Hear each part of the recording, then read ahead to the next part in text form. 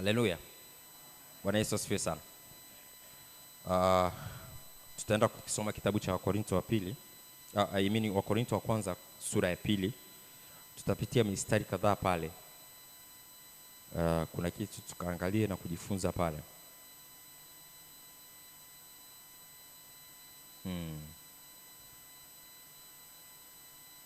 Yes.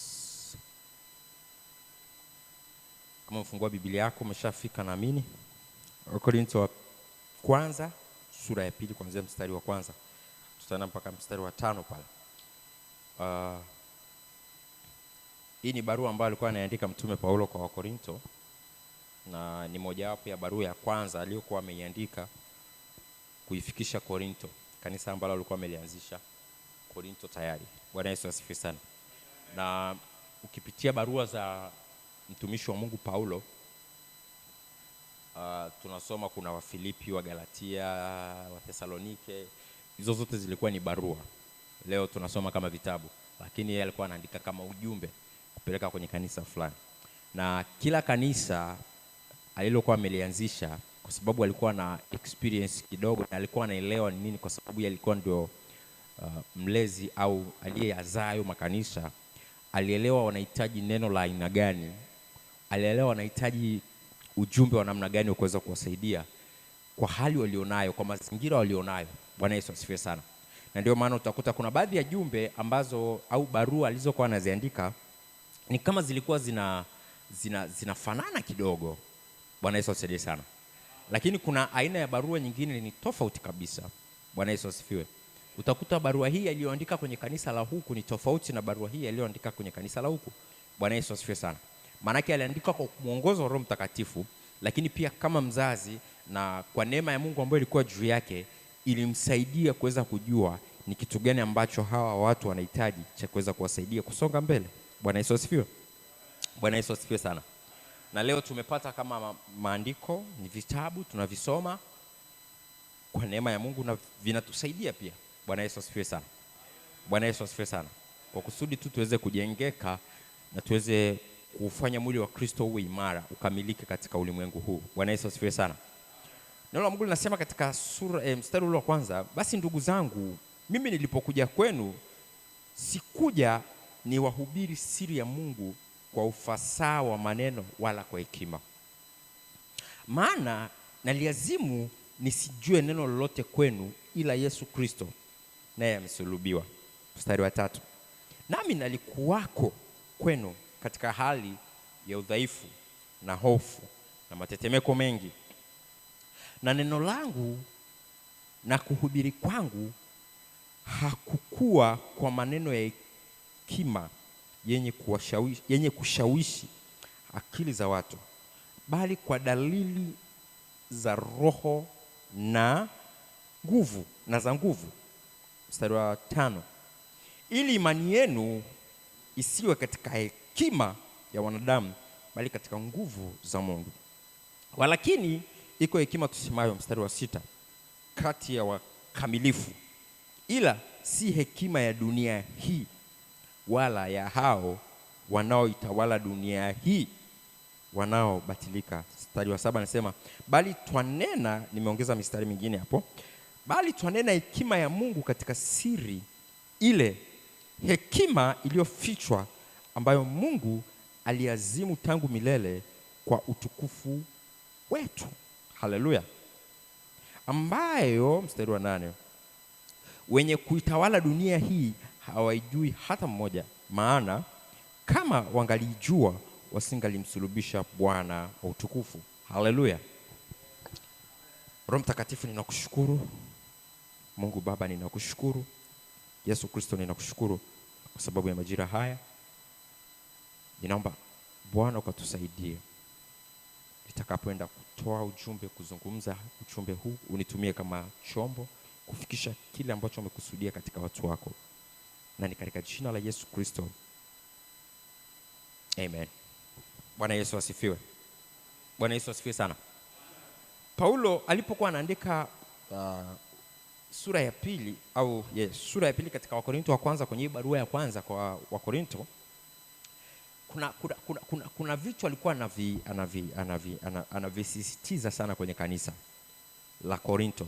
Akawaambia inaonekana kulingana na aina ya ujumbe aliyokuwa ameuandika hapa, walikuwa ni watu ambao ni kama walikuwa wanataka kuvutwa na hekima ya dunia, ni kama watu ambao walikuwa na hekima ya kidunia, ni kama watu ambao walikuwa wanajaribu kumezwa na hekima za kidunia kwa namna fulani. Bwana Yesu atusaidie sana. Lakini hata leo niko hapa naweza nikakwambia, katika ulimwengu huu tunaoishi sasa hivi, hakuna namna unaweza kulinganisha watu wenye hekima ya Mungu na watu wasiokuwa na hekima ya Mungu. Ni watu ambao huwezi kuweka kwenye kikapu kimoja, haiwezekani. Huwezi kuweka kwenye nafasi moja hata siku moja. Ndio maana ukisoma mstari wa 8 wanasema hii hekima ambayo ninaizungumza ya Mungu kwenye dunia hii haipo, hata kwa viongozi wa dunia hii haipo. Kwa wale viongozi wa dunia hii ambao hawajamkiri Yesu kuwa Bwana na Mwokozi wa maisha yao. Bwana Yesu atusaidie sana. Hii hekima hawana. Maana wangekuwa na hii hekima, anasema wasingalimsulubisha Bwana. Kama wangekuwa na hii hekima kwa kipindi kile ambacho Paulo alikuwa anaandika, wanasema wasingemsulubisha Yesu. Lakini kwa sababu hawakuwa na hii hekima, so hawakujua ni nini kinachoendelea. Bwana Yesu asifiwe sana. Bwana Yesu asifiwe sana. Sasa ni nini ninachotaka kutafsiri kwako au nikilete kwako mtu wa Mungu, ni kwamba inabidi uweze kufahamu na kutambua kwenye maisha tunayoishi na dunia tunayoishi, nafasi ya kutumia hekima ya Mungu na nafasi ya kutumia hekima ya dunia hii. Si kwamba hekima ya dunia hii ni mbaya. Bwana Yesu atusaidie sana. Si kwamba hekima hii ya dunia hii ni mbaya, hapana. Hekima ya dunia hii ni nzuri kwa sababu pia tunaishi katika dunia hii, na ni vyema tukawa na hii hekima ili tuweze kuitumia katika maisha yetu ya kila siku. Lakini zaidi ya hapo, kwa sisi ambao tumemjua Kristo, tuna neema ya Mungu ndani yetu. Tuna hekima nyingine ambayo Mungu ameiachilia ya ziada ndani yetu, ambayo inapita hekima ya dunia ya kawaida. Bwana Yesu atusaidie sana. Na ndio maana dunia nzima inaposhindwa, inapotafuta majibu, ikikosa majibu, huwa siku zote inatafuta wale watu ambao wanaliitia jina la Bwana, kwa sababu katika hawa watu ndipo msaada unaweza kupatikana. Bwana Yesu asifiwe. Jumapili tulikuwa tunafundishwa neno la Mungu hapa kwa habari ya tukauliza swali na mtumishi wa Mungu mchungaji Yohana kwamba wangapi wamekuja kumtafuta Bwana? Tukanyosha mikono. Akasema pia ni wangapi wamekuja kukutana na mtumishi wa Bwana? Wakanyosha walionyosha. Akasema Mungu amemweka mtu, Mungu anamhitaji mtu, na wewe pia unamhitaji mtu. Bwana Yesu atusaidie sana, ili kwamba mambo yaweze kwenda katika dunia hii. Ndio maana Biblia inasema hivi, Bishop aliongezea akasema mbingu ni mbingu za Mungu, lakini dunia amewapa wanadamu. Bwana Yesu atusaidie sana. Bwana Yesu asifiwe sana. So it means kwamba wapo watu ambao Mungu amewekeza vitu ndani yao tayari. Yaani Mungu hahitaji kushuka wakati mwingine kuja duniani kufanya baadhi ya vitu. Bwana Yesu asifiwe sana. Mungu ameamua kujigawa kwa vipande vidogo vidogo vingi, ambavyo hivyo vipande ndicho kitu ambacho ameweka ndani yako, ndani yangu, ndani ya yule. Bwana Yesu asifiwe sana. Kwa kusudi la kuweza kufaidiana na kusaidiana, kwa kusudi la kuweza kusaidia ulimwengu na watu wengine wanaohitaji msaada pia. Bwana Yesu asifiwe.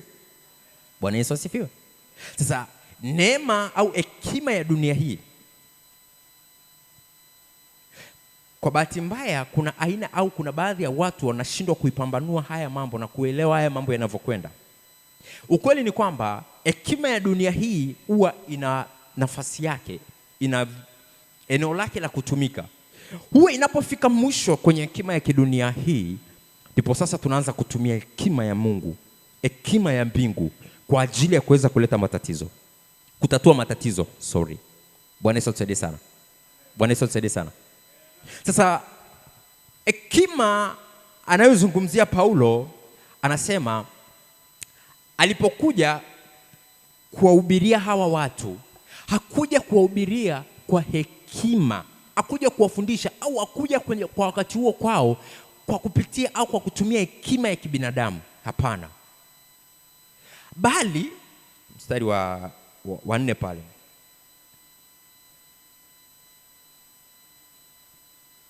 Anasema hivi, na neno langu na kuhubiri kwangu hakukuwa kwa maneno ya hekima yenye kushawishi akili za watu, bali kwa dalili za Roho na za nguvu. Okay.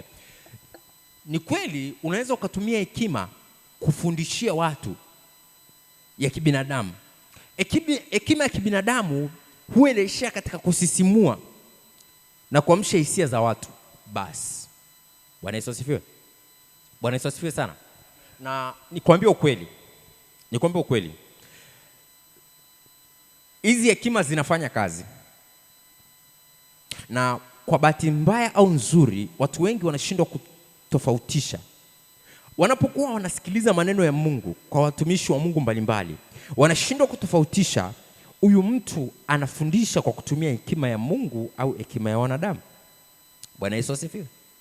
Bwana Yesu asifiwe. Na ndio maana mahali popote ambapo mtumishi wa Mungu anapofundisha au anapohubiri akitumia hekima ya wanadamu, huwa hekima ya kibinadamu huwa inaamsha hisia na kuleta msisimuko. Bwana Yesu asifiwe. Bwana Yesu asifiwe. Huwa inaleta changamko fulani katika kusanyiko la watu kufurahia kwa sababu ni hekima ya kibinadamu. Lakini hekima ya Mungu inaposhuka lazima ilete kitu cha tofauti. Bwana Yesu asifiwe. Na ndio maana ukisoma mstari wa 3 anasema, nami nalikuwako kwenu katika hali ya udhaifu na hofu na matetemeko mengi. Kwa nini anasema hivyo? Anasema hivyo kwa sababu gani? Hii hekima ambayo alikuwa anaitumia kufundishia hawa watu kwa kipindi kile, kipindi ameenda kwao, alikuwa katika hali ya kutetemeka, ya hofu na udhaifu anavyosema. Kwa sababu gani? Hekima ya Mungu inapokuja au inapokuwepo mahali, lazima hofu ya Mungu iwepo. Bwana Yesu asifiwe. Hekima ya Mungu inapokuwepo mahali, lazima kutetemeka kuwepo. Bwana Yesu asifiwe. Bwana Yesu asifiwe. Kwa sababu hii sio hekima ya viwango vya akili za kibinadamu. Bwana Yesu asifiwe. Hekima ya kimungu haipo kwa ajili ya kuleta msisimuko, haipo kwa ajili ya kuamsha hisia. No. Inaposhuka au inapokuwepo hekima ya Mungu, lazima utaona hofu kubwa ya kiungu. Lazima utaona tetemeko, utaona nidhamu na utii wa hali ya juu katika watu, kwa sababu ni hekima ya Mungu iko katika kazi, inayofanya kazi mahali hapo. Bwana Yesu asifiwe. Kwa ukitaka kutofautisha hekima ya kibinadamu na hekima ya kimungu, hekima ya kibinadamu kazi yake ni kuamsha hisia na kukusisimua, inagusa akili za kibinadamu za kawaida. Lakini hekima ya kimungu inaposhuka, uwe inakuwa na hofu na matetemeko na udhaifu. Udhaifu wanaozungumzia hapa nadhani si udhaifu wa kuumwa, si udhaifu wa kushindwa kitu. Bwana Yesu atusaidie sana. Bali ni aina fulani ya udhaifu wa kushuka, wa kunyenyekea. Bwana Yesu atusaidie. Bwana Yesu atusaidie sana. Mstari wa 5 anasema hivi, ili imani yenu isiwe katika hekima ya wanadamu, bali katika nguvu za Mungu. Imani yenu isiwe katika hekima ya wanadamu, bali katika nguvu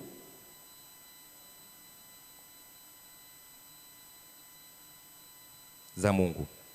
Bwana Yesu atusaidie sana. Kuna kitu cha kujifunza hapa.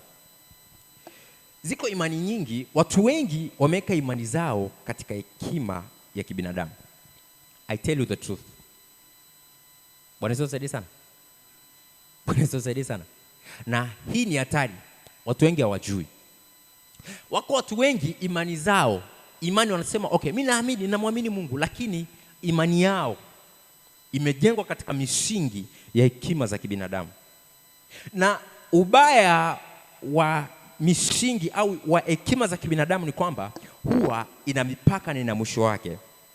Bwana Yesu atusaidie sana. Kwamba hekima ya kibinadamu mwisho wake ni kusisimua, kuleta hisia na kugusa akili za wanadamu. Basi huwa haiendi zaidi ya hapo. Bwana Yesu atusaidie sana. Bwana Yesu atusaidie sana. So inapokuja dhoruba kali zaidi ambayo inapita hivyo viwango vya kibinadamu, basi kunakuwa na shida, kunakuwa na frustration, kunakuwa na kuchanganyikiwa. Kwa sababu gani? Kwa sababu ile hekima ambayo ilikuwa inatumika au msingi uliojengwa katika hawa watu, katika huyu mtu, ni msingi ambao umejengwa katika hekima ya kibinadamu. Nimekumbuka neno moja linasema, atakayesikia maneno haya, Yesu alikuwa anazungumza, atakayesikia maneno yangu na kuyafanya, atafananishwa na mtu jenga nyumba yake juu ya mwamba, mvua ikanyesha, pepo zikaja, ikapiga nyumba ile ikatikiswa, lakini isianguke. Lakini ambaye hata sikia maneno yangu na kuyafanyia kazi atafananishwa na mtu mpumbavu aliyejenga nyumba yake juu ya mchanga. Mvua iliponyesha, pepo zikaja, mafuriko yakaja, nini na nini, zikapiga nyumba ile ikaanguka, na ile nyumba ilipoanguka, anguko lake likawa kuu. Bwana Yesu asifiwe sana. Nisikilize, niangalie vizuri kwa makini. Kuna point hapa. Sikiliza, iko hivi. Ukitaka kujua mtu imani yake imejenga kwenye hekima za kibinadamu, muangalie wakati wa changamoto, muangalie wakati wa mapito, muangalie wakati wa magumu. Bwana Yesu asifiwe sana. Okay. Tujifunze kidogo. Kipindi fulani unaweza ukashangaa kuna watu unakutana nao wanasema nimeokoka, si ndio? Kuna watu wanamtaja Mungu, ni kweli nimeokoka, nampenda Yesu. Bwana Yesu asifiwe. Bwana Yesu asifiwe. Lakini ukweli hawa watu wanampenda Yesu kwa sababu mambo ni mazuri. Lakini zinapokuja shida kidogo, ni warahisi kusema simjui Mungu. Ni warahisi kumkana Yesu, ni warahisi kukimbia, ni warahisi kuacha wokovu, ni warahisi kukimbia kuacha mambo ya imani. Kwa sababu gani? Imani yao haijajengwa katika misingi ya hekima ya kimungu, bali imani yao imejengwa katika misingi ya hekima za kibinadamu. Bwana Yesu atusaidie. Haleluya. Haleluya. Hebu muulize jirani yako, wewe umejenga imani yako katika hekima za kibinadamu au za kimungu?